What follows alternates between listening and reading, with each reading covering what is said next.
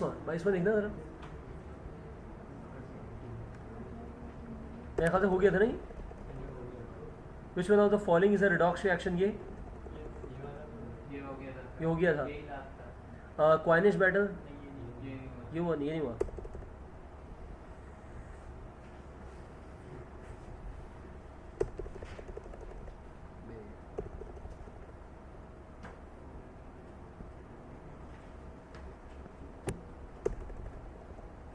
चलिए ठीक है, पढ़ा लिखा हुआ है। क्वेश्चन नंबर 24 से आज की क्लास का हम आगाज़ करें।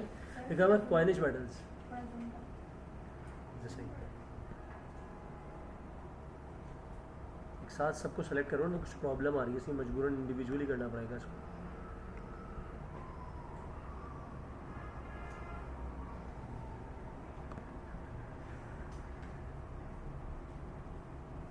ठीक है, ये चलिए बस काफ़ी है, बेहतर है। अब तो नज़र आ रहे हैं। लिखा है क्वाइनिश मेटल्स हैं, कौन कौन से? कॉपर है, सिल्वर है, गोल्ड है। अच्छा, आप लोगों को पता है पीरियोडिक टेबल के चंद मखसूस चैंपियंस मेटल है, तो कौन कौन से?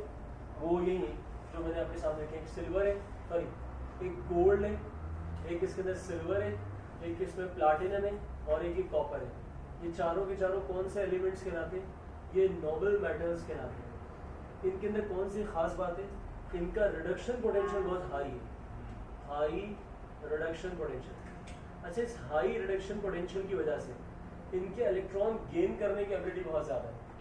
यानी आमतौर पर मेटल क्या करते हैं? इलेक्ट्रॉन लॉस करते हैं। ये बड़े अजीब मेटल हैं चारों, ये बजाय इलेक्ट्रॉन लॉस करने की इनके इलेक्ट्रॉन गेन करने की एबिलिटी बहुत ज़्यादा है। इसलिए आम हालत में ये रिएक्ट नहीं करते, क्योंकि मेटल का रिएक्ट करने के लिए ज़रूरी होता है कि वो इलेक्ट्रॉन लॉस करे। अब क्योंकि ये इलेक्ट्रॉन लॉस ही नहीं करते या लॉस करना पसंद ही नहीं करते, इसलिए ये हाईली अनरिएक्टिव है।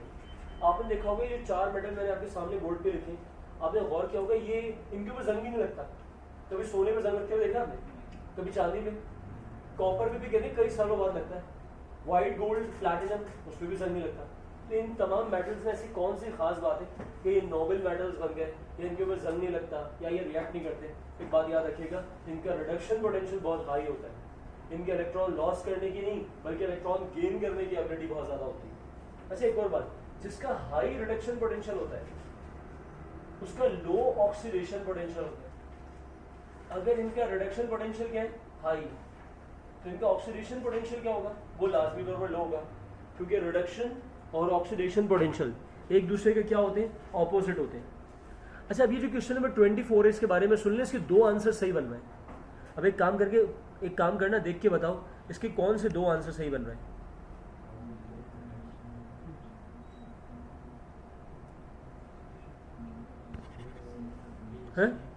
आप कहेंगे सर इसके दो आंसर सही बन रहे हैं, ऑप्शन सी भी सही बन रहा है। हाई रिडक्शन पोटेंशियल का मतलब पॉजिटिव रिडक्शन पोटेंशियल, लेकिन आप कहेंगे सर इसका ऑप्शन बी भी तो सही बन रहा है। जिसका रिडक्शन पोटेंशियल पॉजिटिव में होगा जाहिर है उसका ऑक्सीडेशन पोटेंशियल क्या होगा? नेगेटिव में होगा। इसलिए क्वेश्चन नंबर 24 के कितने आंसर सही हो गए? इसके दो आंसर सही हो गए। ठीक है भाई, बेटा आ जाए क्वेश्चन नंबर 25 पे।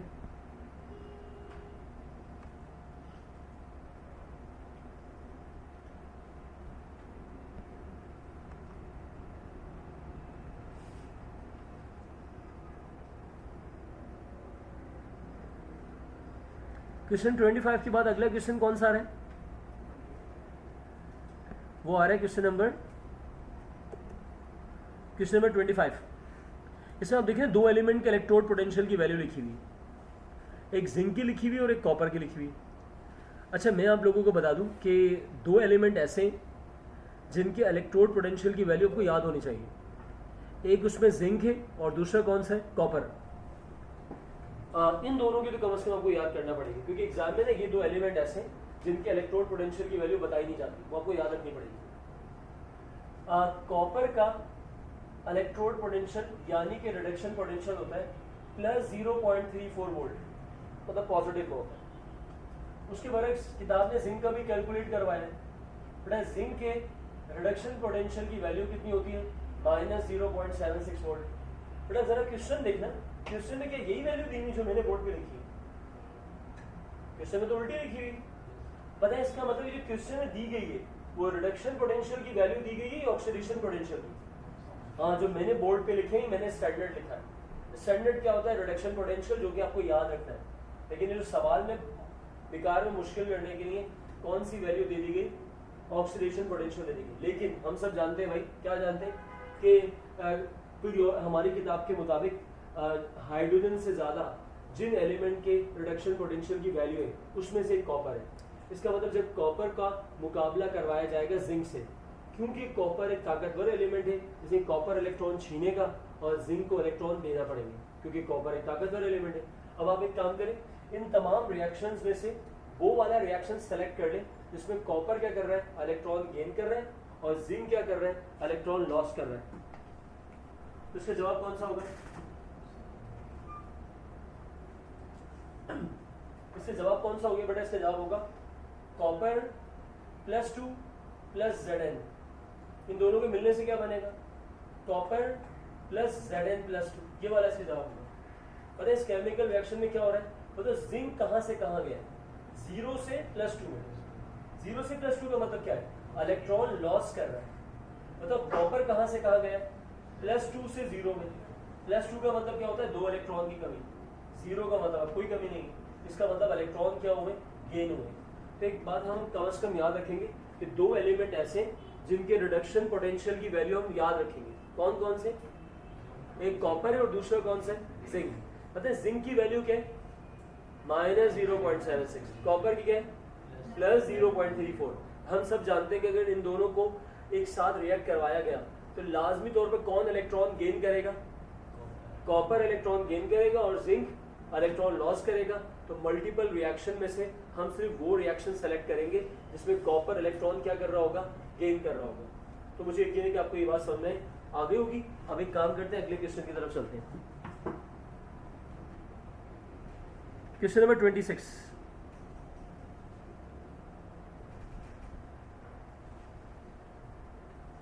क्वेश्चन नंबर 26 पढ़िएगा। रिएक्शन नजर आ रहा है क्या?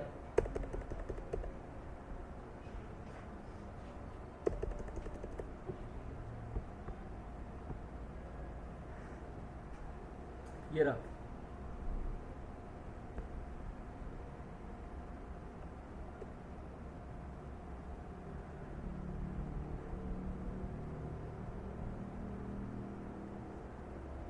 क्वेश्चन नंबर 26 देख लें।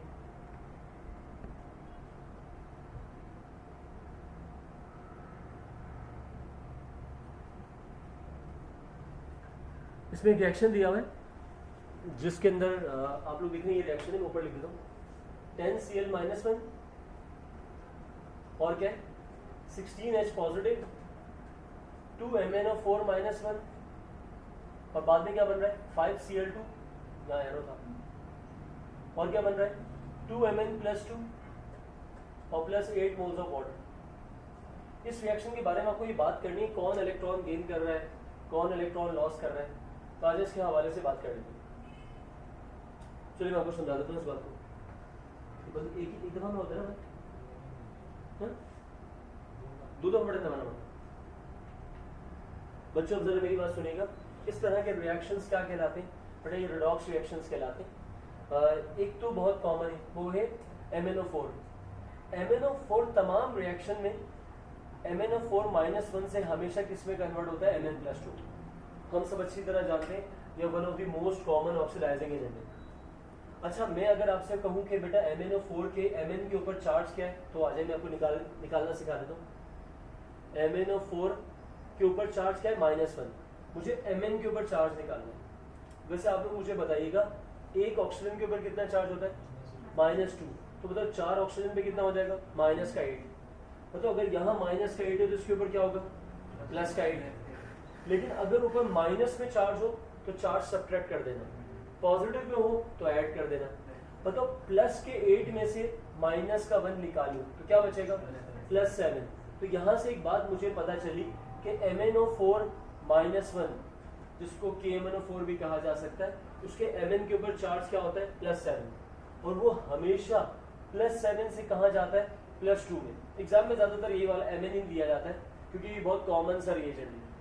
एग्जाम किताब में भी जहाँ टाइट्रेशन है वहाँ KMnO4 को ही एज आ ऑक्सीडाइजिंग एजेंट यूज करवाया था फर्स्ट ईयर में। अच्छा अगर बताए +7 से +2 का मतलब क्या है, ये क्या कर रहा है? हाँ इलेक्ट्रॉन गेन कर रहा है। कितने इलेक्ट्रॉन गेन कर रहा है? जहाँ पे 5। +7 का मतलब है 7 इलेक्ट्रॉन की कमी। +2 का मतलब क्या है? 2 इलेक्ट्रॉन की कमी। इसका मतलब 5 इलेक्ट्रॉन सिस्टम ने गेन की। इसका मतलब KMnO4 हमेशा 5 इलेक्ट्रॉन गेन करता है और इसकी हमेशा रिडक्शन होती है। ये बात आप लोग याद रखेंगे ताकि ऐसा कोई क्वेश्चन आए तो हम कैलकुलेशन की तरफ ना जाए, हमें पता हो कि KMnO4 एक कॉमन सा कंपाउंड है, हमेशा +7 से कहाँ जाता है? +2 में हमेशा 5 इलेक्ट्रॉन गेन करता है और ये हमेशा इसकी रिडक्शन होती है। दूसरा एलिमेंट जिसकी बात हो रही है यहाँ पे Cl है। पता है जो पहले शुरू में क्या है -1, बाद में क्या बन गया? Cl2। बेटा आप लोग मुझे बताइएगा Cl -1 के ऊपर चार्ज क्या है? लाइट सी बात है -1। इसके ऊपर क्या चार्ज है? बेटा फ्री स्टेट में तमाम एलिमेंट पे क्या चार्ज होता है? 0। बेटा -1 का मतलब इसके पास एक्स्ट्रा इलेक्ट्रॉन था, 0 का मतलब अब नहीं है। क्या मतलब, क्या हुआ? एक इलेक्ट्रॉन इसने लॉस किया। तो इसका मतलब क्लोरीन हमेशा क्या करता है? एक इलेक्ट्रॉन लॉस करता है, खासतौर पर KMnO4 के साथ। और जो इलेक्ट्रॉन लॉस करता है उसकी क्या होती है? ऑक्सीडेशन। तो बताइए, अब सारी बातें याद रखेंगे आप। तो बताइए KMnO4 का जो MnO4 है उसका Mn हमेशा कहाँ से कहाँ जाता है? +7 से +2 में हमेशा 5 इलेक्ट्रॉन गेन करता है वो। और इसी तरह क्लोराइड अगर उसके सामने है तो वो क्या करता है? -1 से, जैसे कि यहाँ 0 में जा रहा था और एक इलेक्ट्रॉन लॉस कर रहा था, वो हमें नजर आ रहा था। ठीक है, इस बात को हम याद रखेंगे। आ जाए अब हम देखते हैं कि इसका आंसर क्या होगा।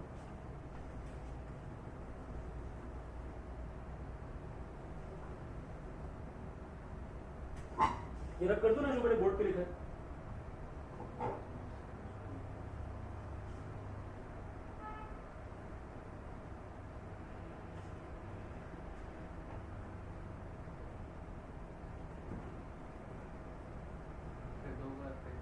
दो दफा प्रेस करना होता है। अच्छा,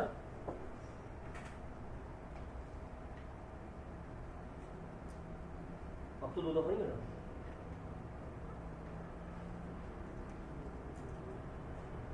चलो सही, इसका एक साथ 2 दफा प्रेस करना। बेटा अब आ जाए क्वेश्चन नंबर 27 के ऊपर।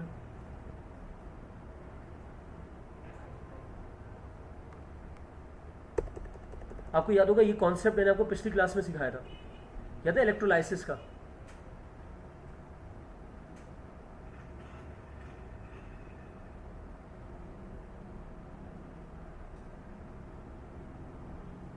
नजर आ रहा है वैसे?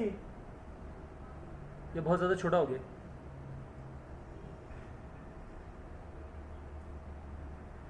चलिए फिलहाल क्वेश्चन नंबर 14 पढ़िएगा बेटा।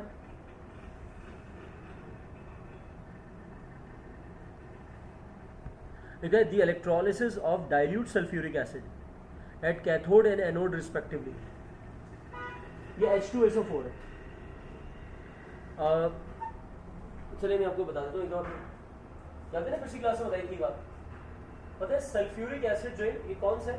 डाइल्यूट है। पता है सल्फ्यूरिक एसिड में कौन कौन से आयंस होंगे?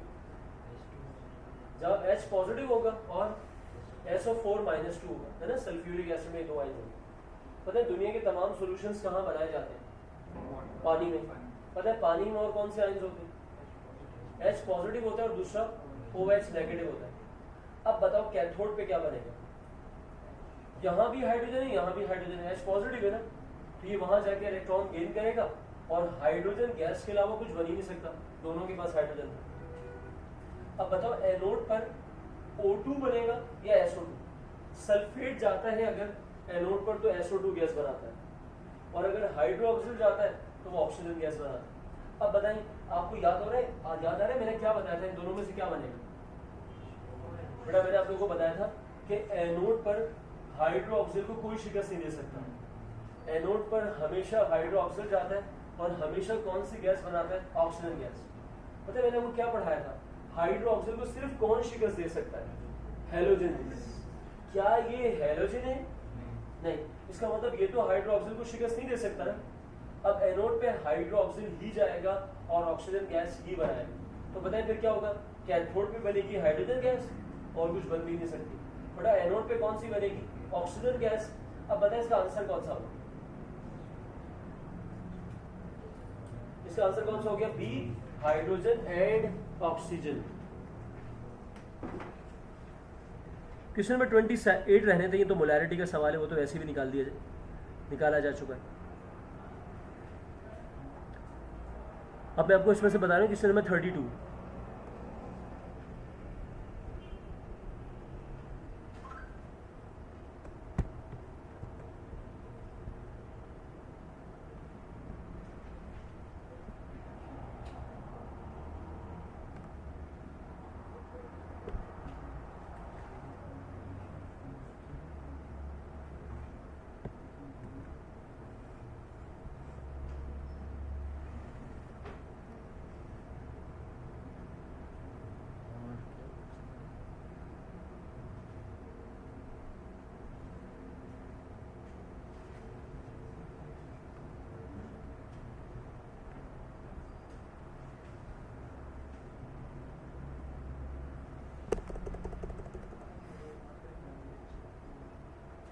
अब अगला क्वेश्चन नजर आ रहा है आप लोगों को। In which of the following changes there is a transfer of 5 electrons. पता है इनमें से 5 इलेक्ट्रॉन कहाँ ट्रांसफर होते हैं? खैर ये तो आसान सवाल है ना। पता है 5 इलेक्ट्रॉन कौन ट्रांसफर करता है? Mn। पता है कब करता है? जब वो Mn प्लस 7 से प्लस 2 में जाता है। पता है Mn प्लस 7 कौन से कंपाउंड के अंदर होता है? उसको आप KMnO4 कहें या MnO4 -1 कहें, एक ही बात है। इसलिए मतलब इसका ऑप्शन कौन सा हुआ? जहाँ पे ऑप्शन नंबर बी। अब एक काम करिए, जो अगला क्वेश्चन है क्वेश्चन नंबर 3, इसको पढ़िएगा आप लोग।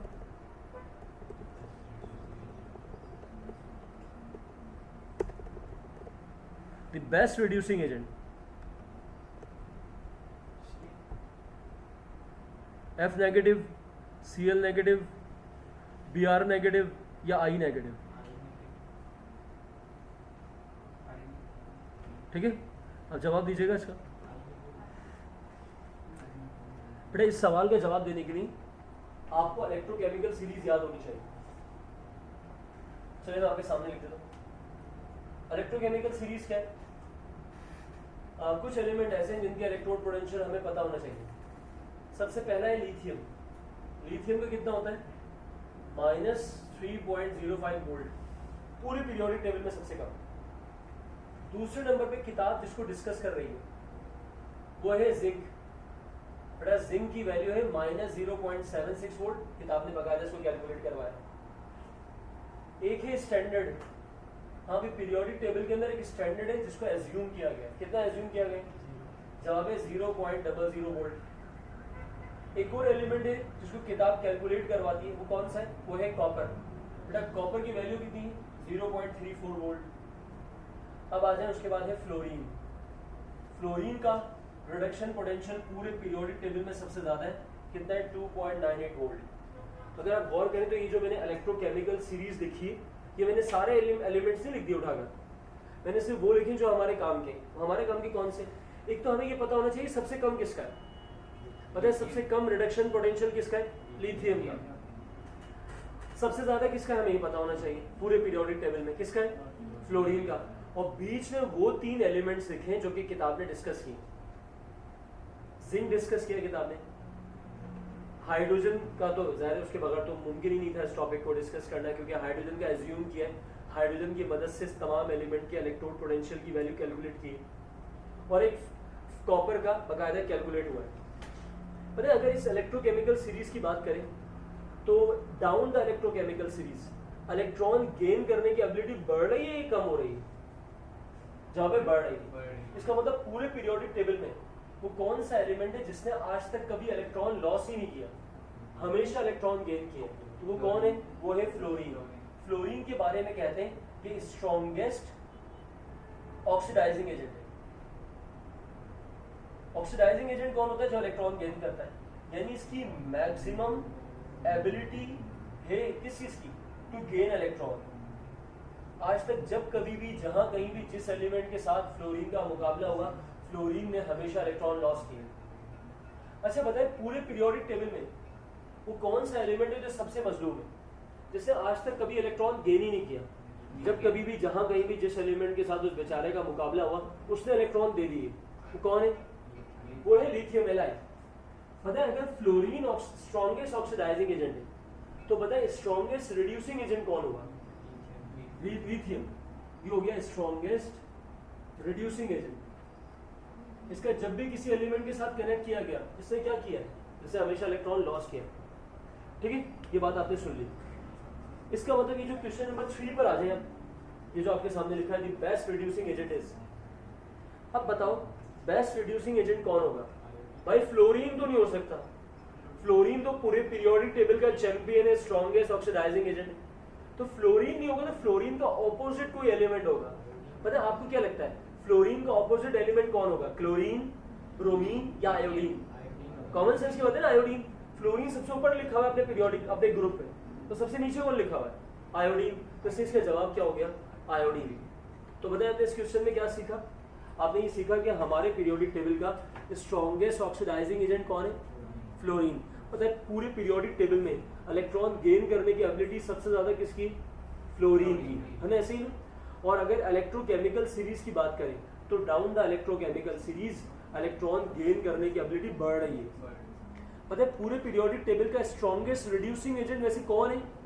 अपने वजूद में लिथियम है, लेकिन यहाँ क्योंकि लिथियम था नहीं तो हमने फ्लोरीन का ऑपोजिट एलिमेंट टिक कर दिया, जो कि कौन सा था? आयोडीन। मुझे यकीन है कि आप लोग ये बात याद रखेंगे। ठीक है, नेक्स्ट।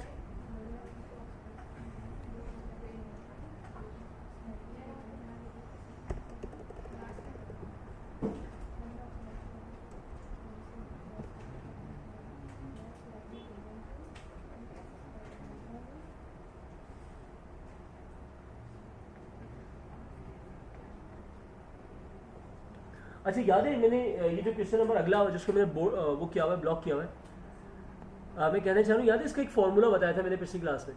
क्या था? इलेक्ट्रोड पोटेंशियल की वैल्यू यानी पूरे सेल वोल्टेज की वैल्यू कैलकुलेट करने का एक फॉर्मूला बताया था, याद आ रहा है? ये नहीं बताया था? अच्छा नहीं बताया, चलिए हम बता दें। अच्छा इलेक्ट्रोड पोटेंशियल की वैल्यू को कैलकुलेट करने का फॉर्मूला होता है, उसको ई ऑफ सेल भी कहते हैं। बट ई ऑफ सेल हमेशा किसके बराबर होता है? Cathode minus electrode potential of anode. यानी जब भी वो ई ऑफ सेल कैलकुलेट करने को बोले, electrode potential of cell calculate करने को बोले पूरे सेल का वोल्टेज, तो आप ये वाला फॉर्मूला इस्तेमाल करेंगे। आप कहेंगे सर हमें क्या पता कैथोड कौन सा और एनोड कौन सा, हमें क्या पता? अच्छा सुनो, बड़ी वाली वैल्यू हमेशा कैथोड होती है और छोटी वाली वैल्यू हमेशा एनोड होती है। ये देख के फौरन पता चल जाता है। ये कौन सी होगी? ये लार्जर वैल्यू होगी और ये हमेशा स्मॉलर वैल्यू होगी। मतलब आप कैलकुलेट कर लोगे। हाँ भाई, एल्यूमिनियम और क्लोरीन, एल्यूमिनियम का लिखा हुआ है -1.67, क्लोरीन का लिखा हुआ है, यानी एल्यूमिनियम का, चले मैं दोबारा से लिख देता हूं, इसका लिखा हुआ है -1.67 और क्लोरीन का कितना लिखा हुआ है? उसका लिखा हुआ है +1.36। बेटा ये कैलकुलेट करना ऊपर वाले फॉर्मूले से।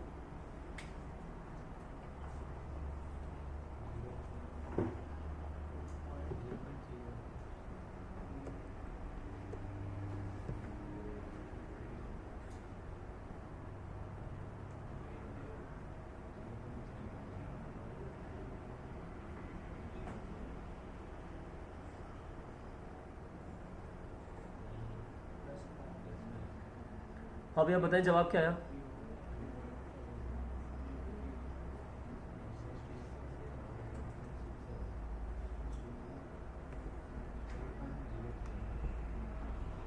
इसका आंसर है, बताइएगा मुझे आंसर। 3.03 आ रहा है, सही।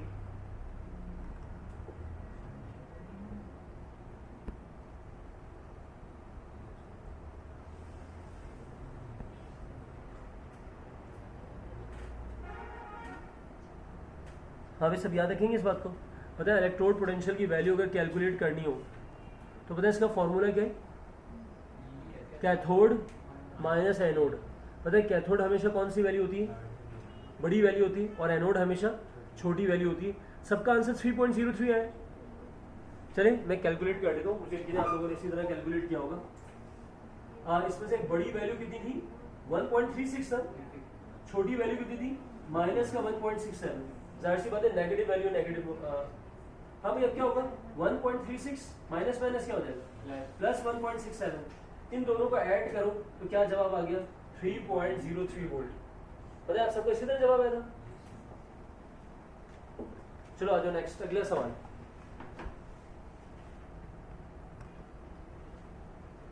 अगला सवाल क्या है, चौथा सवाल जो आ रहा है इसमें, how many electrons are required to balance the charge.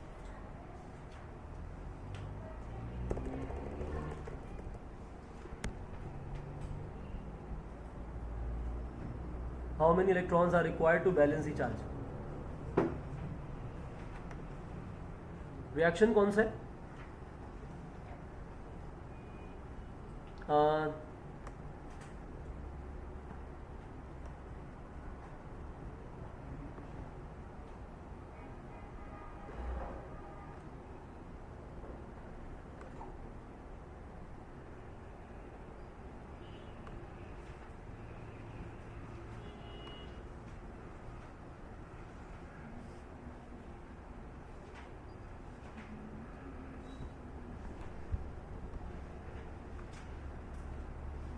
But आपके पास रिएक्शन कौन सा था? वही था ना, 2Cr प्लस पी और क्या था, 7H2O।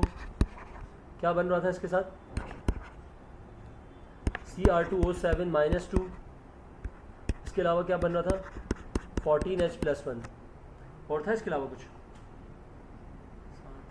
नहीं, ये इक्वेशन थी। इसमें क्या करना है, सवाल में आपसे कहा गया है कि आपको एक काम ये करना है कि ना इसमें ना इलेक्ट्रॉन बताने कहाँ कितनी किस तरफ कितने इलेक्ट्रॉन ऐड होंगे। तो आज मैं आपको एक सिखा देता हूँ, उसके बाद वाला मैं आपको एक अपने पास से बना के दूंगा, वो वाला आप लोग करेंगे। इलेक्ट्रॉन किस तरह बैलेंस करते हैं एक दफ़ा सीख लें आपने।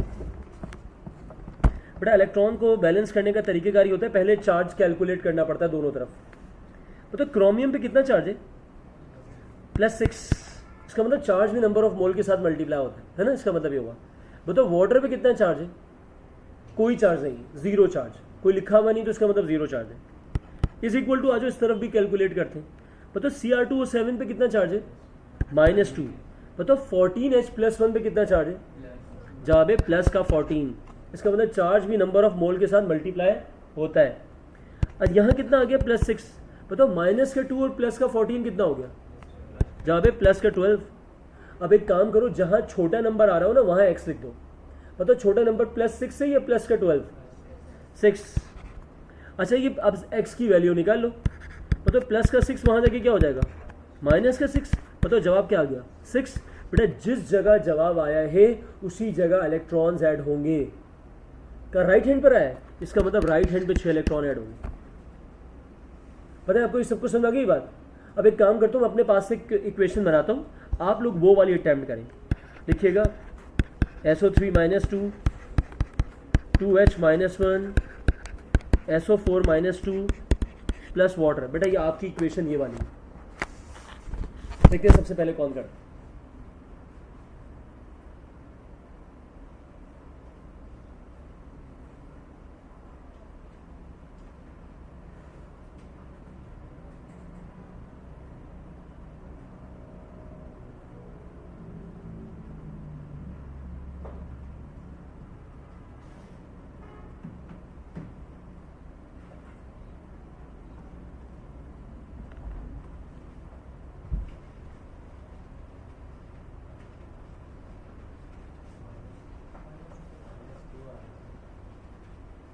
जवाब आ गया? ये थोड़ी बताना है क्या जवाब आया, ये बताना है कितने इलेक्ट्रॉन कहाँ ऐड होंगे, राइट या लेफ्ट। वैसे उस तरफ वाला राइट है, इस तरफ वाला लेफ्ट। राइट पे, अच्छा चलो ठीक है। हाँ अच्छा लेफ्ट पे मतलब इस तरफ। हाँ बच्चों, और गर्ल्स में से किस किसने कर लिया?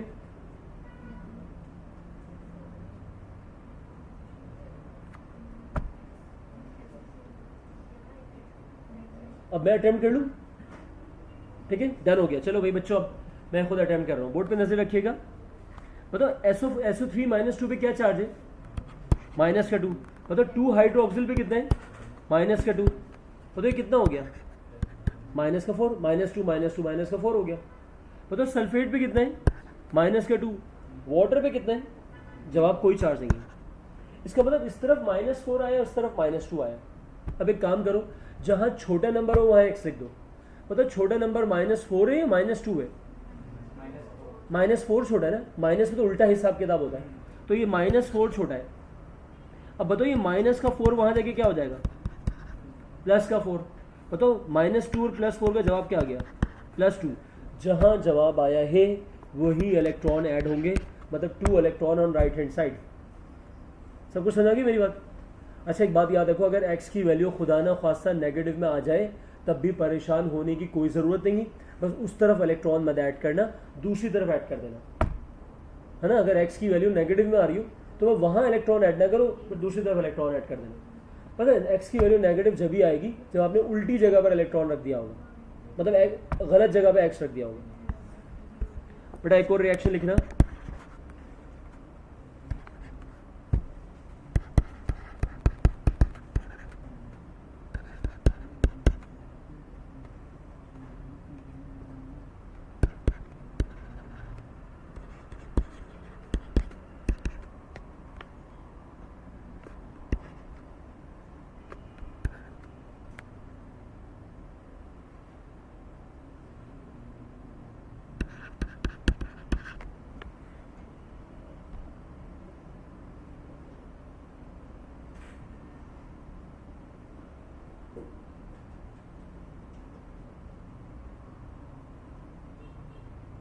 नहीं रुको रुको रुको बच्चों रुको, इक्वेशन ये है,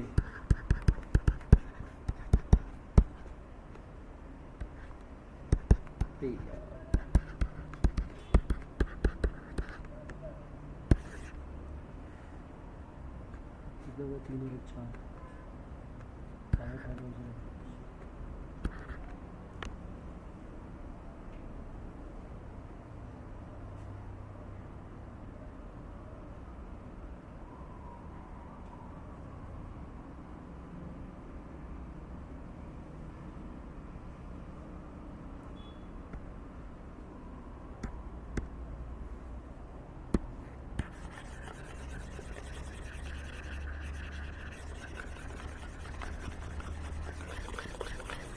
हाँ भाई बेटा कर लिया आप लोगों ने अटेम्प्ट, क्या जवाब आया?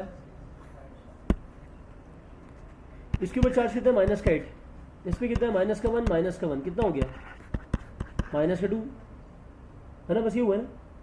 अब जहाँ छोटा नंबर होगा हम x लिख देंगे, छोटा नंबर कहाँ आ रहा है, ये आ गया, यहाँ छोटा नंबर है, -8 छोटा होता है।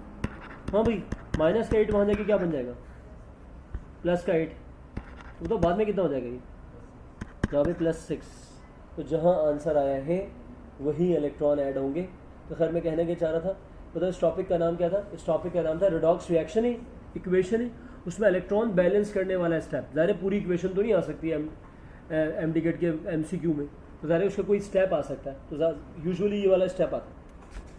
मुझे कहने कि आप एग्ज़ाम में आया तो अब आप लोग कर लेंगे इंशाल्लाह। नेक्स्ट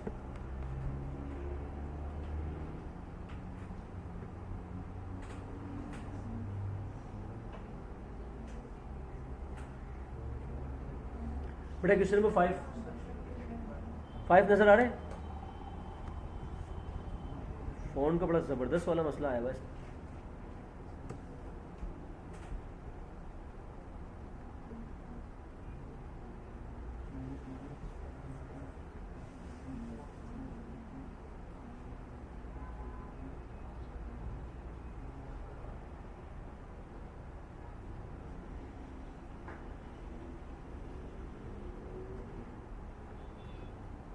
बड़ा नजर आ रहा है ये, Which of the following reaction is not feasible? जो मैंने बोला था यहाँ से,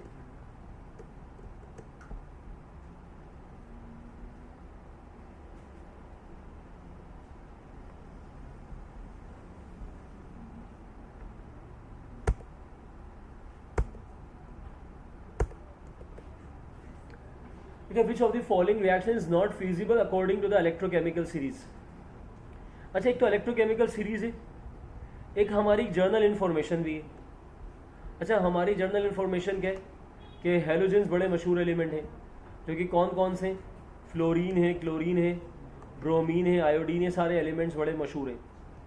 आप लोगों को पता है इन हेलोजेंस में फ्लोरीन एक ऐसा एलिमेंट है जो सबसे इलेक्ट्रॉन छीन सकता है, ठीक है, क्योंकि उसके इलेक्ट्रॉन गेन करने की एबिलिटी सबसे ज़्यादा है। बेटा क्लोरीन सिर्फ अपने नीचे वालों से इलेक्ट्रॉन छीन सकता है। किस किस से? ब्रोमीन और आयोडीन से। बेटा ब्रोमीन सिर्फ आयोडीन से इलेक्ट्रॉन छीन सकता है। आयोडीन किसी से इलेक्ट्रॉन नहीं छीन सकता, कम से कम अपने ग्रुप में तो किसी के साथ नहीं छीन सकता। पता है आप लोगों ने सारी कहानी सुन ली? तो बताइए जो हेलोजेंस फैमिली है इसमें फ्लोरीन किससे इलेक्ट्रॉन छीन सकता है? सबसे, क्योंकि वो सबसे ऊपर रखा हुआ है। क्लोरीन ब्रोमीन और आयोडीन से, ब्रोमीन आयोडीन से, आयोडीन किसी से नहीं। अच्छा, अब जो मैंने आपको स्टोरी सुनाई है, इस स्टोरी के बाद ना एक रिएक्शन गलत लिखा हुआ है, उसमें गलत एलिमेंट गलत से इलेक्ट्रॉन छीन रहा है। यानी ताकतवर एलिमेंट जो है वो इलेक्ट्रॉन दे रहा है और कमजोर एलिमेंट इलेक्ट्रॉन छीन रहा है। अब इसमें से देखो कौन सा रिएक्शन गलत लिखा हुआ है।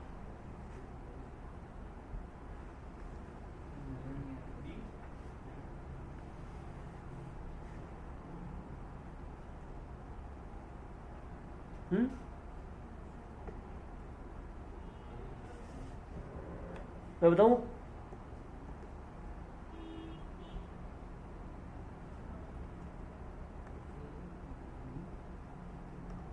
चलो ठीक है, मैं बताता हूँ। बेटा इसका जवाब पता है कौन सा है? बेटा इसका जवाब है option number B. Option number B है कौन सा? इसमें 2KF है। बताओ किसके साथ मिल रहा है? Cl2 के साथ। और बताओ क्या बन रहा है? 2 मोल्स ऑफ KCl और क्या बन रहा है? F2। बताओ इस रिएक्शन को ज़रा गौर करना। K के ऊपर क्या चार्ज होगा? +1। फ्लोरीन के ऊपर -1। बताओ Cl2 पे क्या चार्ज होगा? 0। बताओ KCl के K के ऊपर क्या होगा? +1, Cl के ऊपर -1 और फ्लोरीन के ऊपर 0। बताओ ये क्लोरीन 0 से कहाँ जा रहा है? -1। क्या कर रहा है? इलेक्ट्रॉन गेन कर रहा है। बताओ फ्लोरीन कहाँ जा रहा है? -1 से 0। -1 का मतलब क्या है? इसके पास एक्स्ट्रा इलेक्ट्रॉन था। 0 का मतलब वो इलेक्ट्रॉन नहीं है। इसका मतलब इसने इलेक्ट्रॉन क्या किया? लॉस।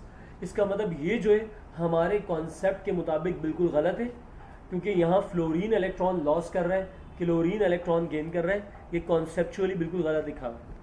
ठीक है भाई, सबको समझ आ गई मेरी बात? अब एक काम करें, वापस आ जाए। बच्चों क्वेश्चन नंबर 38। क्वेश्चन नंबर 38 क्या है? बेटा मैग्नीशियम के इलेक्ट्रोड पोटेंशियल की वैल्यू लिखी हुई है Mg+2+2 इलेक्ट्रॉन कितनी लिखी हुई है? बेटा वो लिखी हुई है -2.38। बेटा कॉपर के इलेक्ट्रॉन गेन करने की एबिलिटी कितनी दी हुई है? +0.34 वोल्ट। बेटा अब एक काम करो, इनका E ऑफ सेल निकालना, मतलब EMF ऑफ द सेल। याद है क्या फॉर्मूला था? Cathode minus anode. मतलब कैथोड कौन सी वैल्यू होती है? बड़ी वैल्यू। एक काम करो, ये वाला कॉन्सेप्ट इस्तेमाल करके आंसर निकालना है इसका।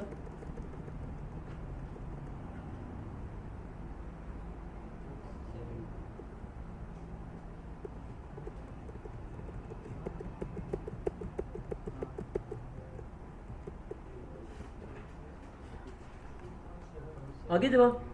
हाँ तो भाई E ऑफ सेल किसके बराबर आया? Cathode minus anode. अब बताओ बड़ी वैल्यू इसमें से कौन सी थी? जहाँ पे 0.34, छोटी वैल्यू 2.38। बताओ माइनस माइनस क्या हो जाएगा? +2.38। जवाब कितना आ गया? 2.72 वोल्ट। हाँ भाई ऐड तो कर लिए थे ना आप लोगों ने। इसका जवाब आ गया ये 2.38। Question number 39।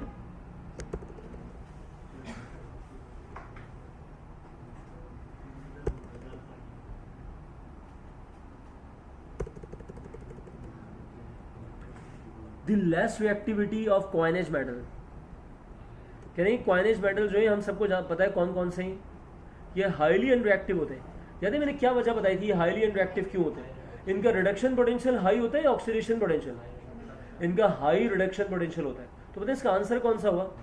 जवाब है ऑप्शन नंबर बी। अगला अगला क्वेश्चन नंबर 48 जो यहाँ पे लिखा हुआ है वैसे।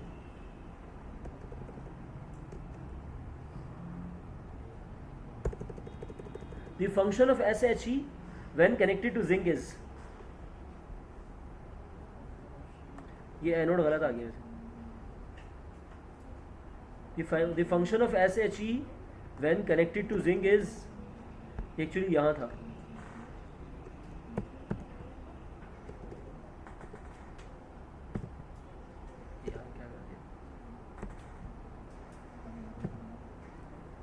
हाँ बच्चों चलिए मैं आप लोगों को बता देता हूँ। अगर आप लोग सिलेबस पढ़ें तो आप वहाँ एक बात सीखेंगे। कौन सी बात? कि हमारी किताब ने एक्चुअली दो चीज़ों के इलेक्ट्रोड पोटेंशियल को कैलकुलेट करवाती है। किस किस को कैलकुलेट करवाती है? कॉपर को और जिंक को। बेटा कॉपर का जो इलेक्ट्रोड पोटेंशियल कैलकुलेट करवाया है किताब ने, किताब चाहती है कि बच्चे वो याद रखें, और एमसीक्यूज में मैंने देखा ये वैल्यू नहीं दी जाती। कॉपर की 0.34, दूसरा एलिमेंट कौन सा है? जिंक, क्योंकि हम सब जानते हैं कितना है, -0.76। हाइड्रोजन का हम सबको पहले से याद होता है, वो कितना है? वो है 0.00। अगर हाइड्रोजन को ऐसे एलिमेंट के साथ कनेक्ट किया गया जिसके इलेक्ट्रोड पोटेंशियल की वैल्यू हाइड्रोजन से कम हो, तो हाइड्रोजन इलेक्ट्रॉन छीनता है और उसे इलेक्ट्रॉन देने पड़ते। अब बताओ यहाँ ये जो सवाल जो था उसमें हाइड्रोजन को किसके साथ कनेक्ट किया गया था? बेटा हाइड्रोजन को जिंक के साथ कनेक्ट किया गया था। अब बताओ हाइड्रोजन की वैल्यू बड़ी है, जिंक की बड़ी है? हाइड्रोजन की बड़ी ना, 0, जिंक की तो माइनस में। अब बताओ इस मुकाबले में कौन इलेक्ट्रॉन छीनेगा? हाइड्रोजन इलेक्ट्रॉन छीनेगा। तो बताओ करंट की डायरेक्शन कहाँ से कहाँ होगी? जिंक से हाइड्रोजन की तरफ। पता है अगर हाइड्रोजन इलेक्ट्रॉन छीन रहा है तो उसकी रिडक्शन हो रही है या ऑक्सीडेशन? रिडक्शन। बताओ रिडक्शन हमेशा कहाँ होती है? याद है मैंने आपको बताया था रेड कैट, याद है ना, बताया था पिछली क्लास में। बताओ रिडक्शन हमेशा कहाँ होती है? कैथोड पर। इसका मतलब हाइड्रोजन बनेगा कैथोड। बताइए इस पूरी स्टोरी में इलेक्ट्रॉन कौन दे रहा है? जिंक। बेटा अगर जिंक इलेक्ट्रॉन लॉस कर रहा है तो बताओ लॉस ऑफ इलेक्ट्रॉन क्या होता है? जवाब है ऑक्सीडेशन। बताओ ऑक्सीडेशन हमेशा कहाँ होती है? एनोड पर। इसका मतलब जिसके इलेक्ट्रोड पोटेंशियल की वैल्यू पॉजिटिव में होगी, हाइड्रोजन उसे इलेक्ट्रॉन देगा। हाइड्रोजन बनेगा एनोड, वो बनेगा कैथोड। हाइड्रोजन इलेक्ट्रॉन लॉस कर रहा होगा, वो गेन कर रहा होगा। बेटा लेकिन अगर हाइड्रोजन के सामने वाले एलिमेंट के इलेक्ट्रोड पोटेंशियल की वैल्यू नेगेटिव में हुई तो क्या होगा? हाइड्रोजन इलेक्ट्रॉन छीन रहा होगा जैसे यहाँ छीनेगा, और वो वाला एलिमेंट इलेक्ट्रॉन दे रहा होगा। बताओ हाइड्रोजन क्या बनेगा? कैथोड, और वो वाला एलिमेंट क्या बनेगा? एनोड। तो यहाँ से इस क्वेश्चन से आपने क्या सीखा? जिसकी इलेक्ट्रोड पोटेंशियल की वैल्यू ज़्यादा होती है, मतलब वो हमेशा क्या बनता है? कैथोड। वो हमेशा क्या करता है? Electron gain. उसकी हमेशा क्या होती है? रिडक्शन। और जिसके इलेक्ट्रोड पोटेंशियल की वैल्यू कम होती है वो क्या करता है? हमेशा इलेक्ट्रॉन लॉस करता है। उसकी हमेशा क्या होती है? ऑक्सीडेशन। और वो हमेशा क्या बनता है? एनोड। सुन लिया आप लोगों ने? तो बताओ ताकतवर एलिमेंट हमेशा क्या बनता है? कैथोड। और कमजोर एलिमेंट क्या बनता है? एनोड। ताकतवर एलिमेंट इलेक्ट्रॉन छीनता है, कमजोर एलिमेंट को इलेक्ट्रॉन देने पड़ते हैं। बताओ जिंक और कॉपर का मुकाबला हो गया, जिंक और कॉपर आपस में कॉम्पीट कर रहे हैं आमने सामने आकर। बताओ कौन इलेक्ट्रॉन छीनेगा? कॉपर छीनेगा, जिंक को देने पड़ेंगे। बताओ कॉपर क्या बनेगा? कैथोड। जिंक को क्या बनना पड़ेगा? एनोड। कॉपर की क्या होगी? रिडक्शन। जिंक की क्या होगी? ऑक्सीडेशन। ये जो यूनिवर्सल प्रिंसिपल है ये कभी तब्दील होने वाला नहीं है, हमेशा ऐसे ही होगा। ठीक है, बताइए याद रखेंगे ना इस बात को आप? अगर ऐसा सवाल आता है तो हम हमेशा याद रखेंगे। क्वेश्चन नंबर 52 नजर आ रहा है? पढ़ना देखना यार, इस मसले को हल करूंगा।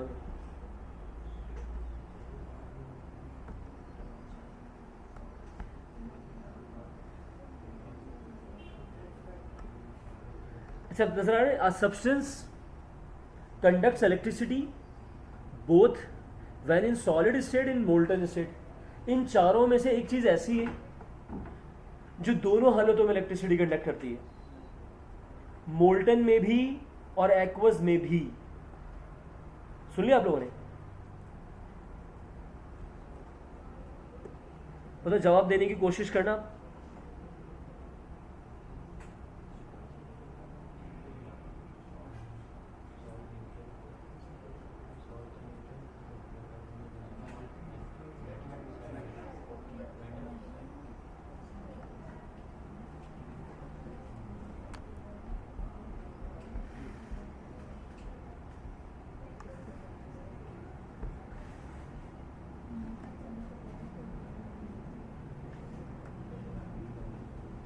यार वो कौन सी फाइल कहाँ चली गई? ये तो खैर यही वो कहाँ गई जो इससे पहले खुली हुई थी? चलो ठीक है, मैं ये लिख देता हूँ। बट आज एक एक करके बात करते हैं। सबसे पहले बात हो रही है एलॉय की। एलॉय क्या होते हैं? मेटल्स ही होते हैं, है ना। दो या दो से ज़्यादा मेटल्स को मिक्स करने पर एलॉय बनता है। बेटा एलॉय के बारे में कह लें, ये सॉलिड स्टेट में इलेक्ट्रिसिटी कंडक्ट करते हैं क्योंकि इनके अंदर फ्री इलेक्ट्रॉन होते हैं, लेकिन जब ये पिघलाया जाता है इनमें से इलेक्ट्रिसिटी कंडक्ट नहीं होती। तो याद रखिएगा, ये जो एलॉय हैं और ये जो आम मेटल्स हैं, ये इलेक्ट्रिसिटी कंडक्ट करते हैं सिर्फ कौन सी स्टेट में? सॉलिड स्टेट में। क्यों? क्योंकि उस हालत में इनके पास फ्री इलेक्ट्रॉन्स होते हैं। लेकिन जब इनको अगर पिघला दिया जाए तो इनमें से फ्री इलेक्ट्रॉन नहीं रहते, फिर ये इलेक्ट्रिसिटी भी कंडक्ट नहीं करते। अच्छा, अगला कौन सा है? Metallic oxides. चलिए वो मैं बाद में बात करूँगा। दूसरा ऑप्शन कौन सा? सॉल्ट, नमक। बेटा सॉल्ट के बारे में सुन लें, वो सॉलिड स्टेट में इलेक्ट्रिसिटी कंडक्ट नहीं करते। आज तक कभी किसी नमक में से इलेक्ट्रिसिटी कंडक्ट नहीं हुई। लेकिन अगर नमक को पिघला लें आप, मोल्टन स्टेट में ले आए, तो फ्री आइंस बनते हैं, तो फिर इलेक्ट्रिसिटी कंडक्ट होती है। इसका मतलब मेटल या एलॉय इलेक्ट्रिसिटी कंडक्ट करता है सॉलिड स्टेट में।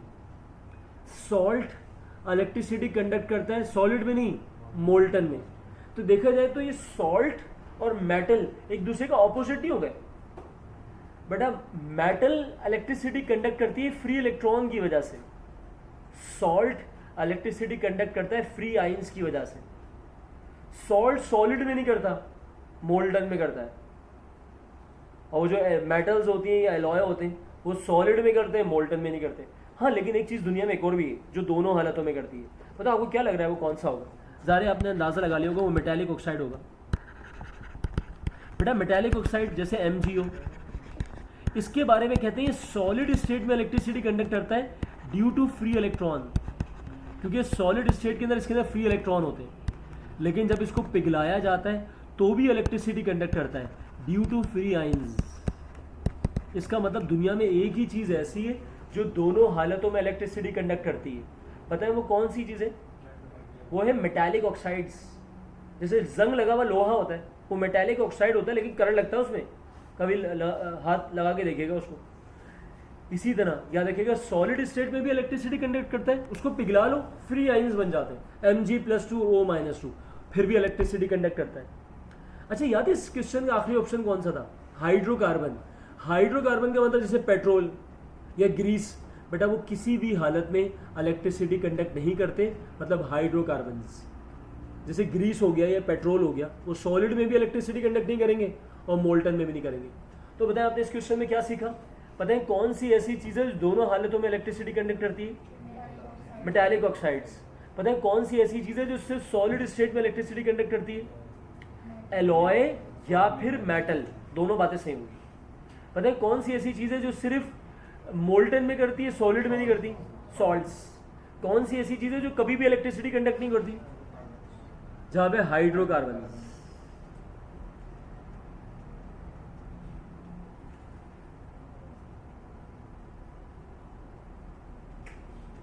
कौन सा सवाल सही था?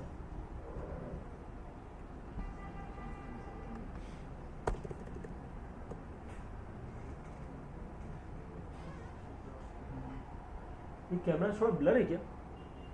फोकस से नहीं हो रहा है इसका कैमरा। चलो इसको मैं बाद में डिस्कस कर लूँगा। बेटा सब एक काम करें, पहले 54 पढ़ लें।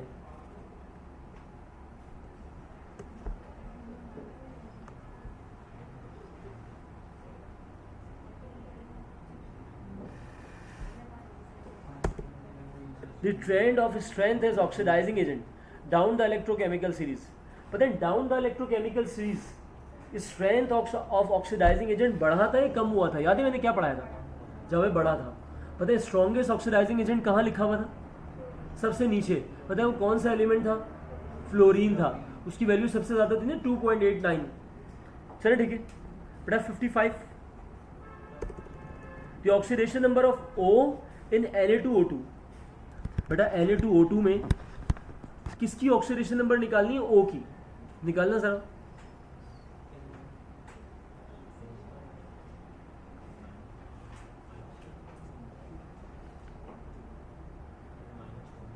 क्या जवाब आया इसका? शाबाश, क्वेश्चन निकाले। तुमने निकाला, शाबाश। और किसी और बच्चे ने निकाला है? चलो मैं निकाल के दिखा दूँ। क्या है? Na2O2। बताओ एक सोडियम पे चार्ज कितना होगा? +1। बताओ 2 सोडियम पे चार्ज कितना होगा? +2। बताओ अगर सोडियम पे +2 है तो ऑक्सीजन पे कितना होगा? -2। बेटा ये एक ऑक्सीजन में -2 निकला है, 2 पे? 2 पे। तो एक पे कितना निकलेगा? जवाब है -1। इसका मतलब Na2O2 के ऑक्सीजन के ऊपर क्या चार्ज होता है? -1। वैसे आप लोग मुझे बताइएगा Na2O2 कौन सा ऑक्साइड था? नॉर्मल ऑक्साइड, पर ऑक्साइड या सुपर ऑक्साइड? जवाब है पर ऑक्साइड। सुपर में तो -½ होती है यार। खैर तो ये पर ऑक्साइड था। याद है सेकेंड ईयर केमिस्ट्री का चैप्टर नंबर 1 में लिखा हुआ है लिथियम बनाता है नॉर्मल ऑक्साइड, सोडियम बनाता है पर ऑक्साइड, और उसके नीचे वाले तीनों पोटेशियम, रुबिडियम और सीजियम कौन से बनाते हैं? सुपर। खैर ये कैलकुलेट कर लें, देखें अभी मैंने आपके सामने कैलकुलेट किया, -1 निकल रहा है। -1 किसकी होती है? पर ऑक्साइड की होती है। क्वेश्चन नंबर 56 देखिए, in which of the following compound oxidation state of sulphur is negative. पता है इनमें से कौन सा कंपाउंड ऐसा है जिसमें सल्फर की ऑक्सीडेशन स्टेट क्या होगी? नेगेटिव में होगी।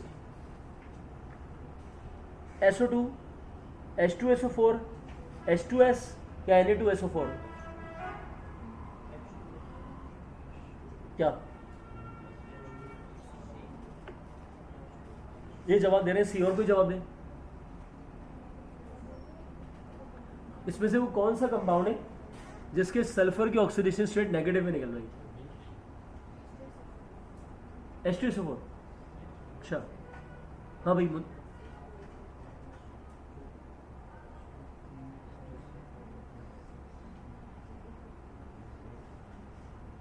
जवाब क्या है? बड़ा से आप तो ऑप्शन नंबर सी। वो कैसे? आज मैं कैलकुलेट आपको कैलकुलेट करके दिखा देता हूँ। H2S। बेटा आप लोग मुझे बताइएगा 2 हाइड्रोजन के ऊपर चार्ज कितना होता है? एक हाइड्रोजन के ऊपर +1 होता है, 2 पे कितना हो गया? +2। अब बताओ सल्फर पे क्या रखूं कि चार्ज बैलेंस हो जाए? -2। इसका मतलब H2S के सल्फर पे चार्ज कितना होता है? -2। तो इन तमाम कंपाउंड में से अकलौता था जिसके वो -2 चार्ज था। पता है इसके अलावा किसी पे था? आप बोले तो मैं कैलकुलेट करके दिखा देता हूँ। सर हाँ उस पर भी था। किसी कोई लग रहा है आपको? चलो मैं दोबारा से दिखा देता हूँ सवाल। अब बताओ इनमें से कोई H2S के अलावा कोई और लग रहा है आपको? हाँ किसी को लग रहा है भाई? अच्छा ये लग रहा है, चलिए मैं समझा देता हूँ आपको। बेटा SO2 बताओ एक ऑक्सीजन पे कितना चार्ज होता है? -2।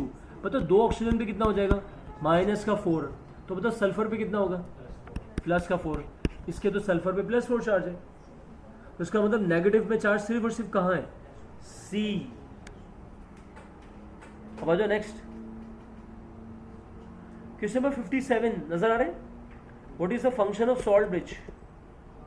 बेटा आपको याद होगा मैंने सॉल्ट ब्रिज की 3 बातें बताई थी। पता है तीनों बातें किस किस को याद है?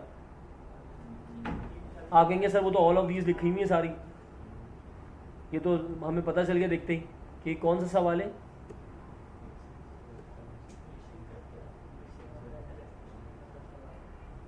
बेटा याद है वो कौन कौन सी बातें थी? चले मैं इसको हटा दिया। वो कौन सी 3 बातें थी जो सॉल्ट ब्रिज के अंदर होती हैं? हाँ तो इसका जवाब था, इसका जवाब था A, to maintain electrical neutrality. To maintain electrical neutrality, ये हो गया पहला। दूसरा क्या था? प्रिवेंट